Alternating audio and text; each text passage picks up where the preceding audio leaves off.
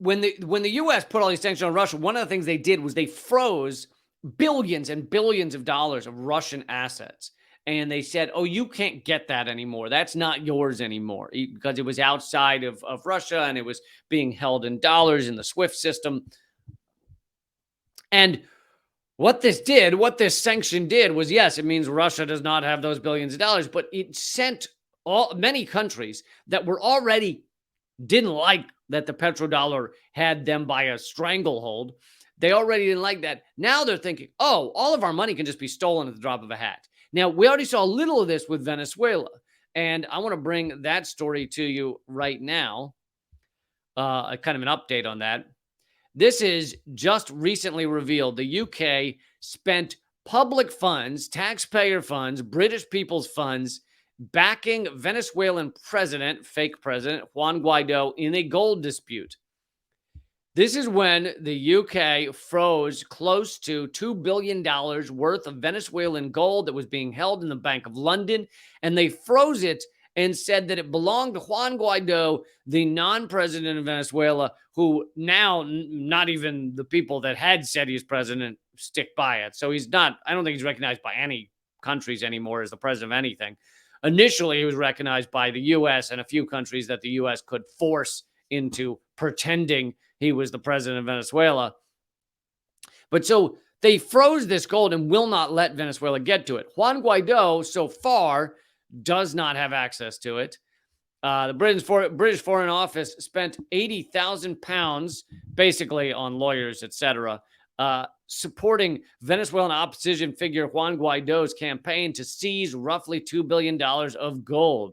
And that amount of money, the $2 billion, is still in the British bank, still in the Bank of London.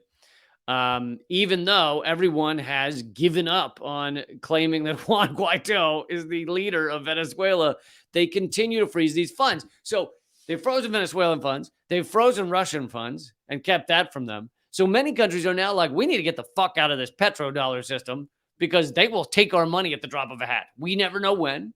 They'll just say, hey, that money's not yours anymore.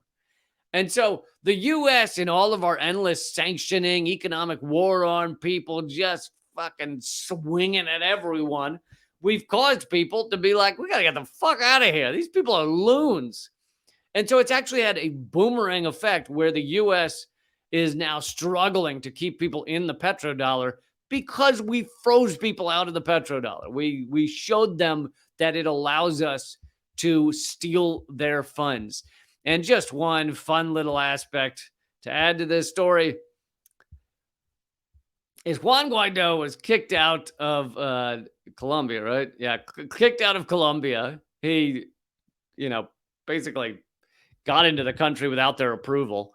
It says, American diplomats on the ground in Colombia helped bring Venezuelan opposition leader Juan Guaido, which, by the way, he's not the leader of the opposition anymore. He was for a while, but he is an opposition leader. But I think The Hill, which is a propaganda rag, continues to use that phrase opposition leader a little vaguely because they want you to believe he's still the leader of the opposition, which he's not. He's just an opposition leader. Anyway, bring Venezuelan opposition leader Juan Guaido to the United States. But you notice even The Hill, even corporate propaganda rag The Hill is no longer calling him president of Venezuela. The State Department said Tuesday, hours after he was reported to have landed in Miami. So great, we get ownership of Juan Guaido. Maybe he and Zelensky can live together in like a frat house once Zelensky's done with that U.S. puppet game. State Department principal said 3 U.S. diplomats worked closely with the Colombian government to bring Guaido to the U.S. safely. It's funny when you try and create a coup in your country, sometimes the country doesn't respond well. Sometimes it doesn't like you. Now, of course, Maduro has let Guaido continue to be free, continue to run around Venezuela,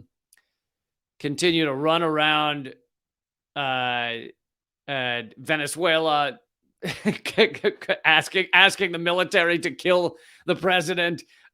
He's allowed him to do all that. In the U.S., you wouldn't be allowed to do that, but he's allowed him to do all that. Let's see. Worked closely with the government, Colombian government to bring Guaido to the U.S. safely. We are thankful to the government of Colombia for supporting Venezuelans fleeing their country due to persecution and the humanitarian crisis inside Venezuela. Wow, that sentence is filled with propaganda. I can't even. Oh, that sentence by the U.S. government, by Patel, the State Department principal deputy spokesperson. It's so filled with propaganda. It just makes me tired. I'm just tired reading that sentence. Oh, I'm exhausted. Due to persecution. First of all, even if Guaido were persecuted in Venezuela, what country wouldn't go after a guy in the government who just claims to be president and then asks other countries to bomb you? If somebody in the House of Representatives, if some dipshit, if Mitch McConnell or some shit just stood up and said, A, I'm president, okay? B, I would like Russia to bomb and invade the U.S. to put me on my proper place on the throne.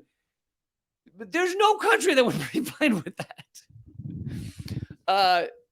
And secondly, if there is a humanitarian crisis in Venezuela, which there's not, but if there were, obviously there are people struggling. There are people struggling in, I think, all countries. But let's say that there's people struggling in Venezuela. It's due to fucking U.S. sanctions. It's the U.S. economic war on that country that has caused it to have some struggles.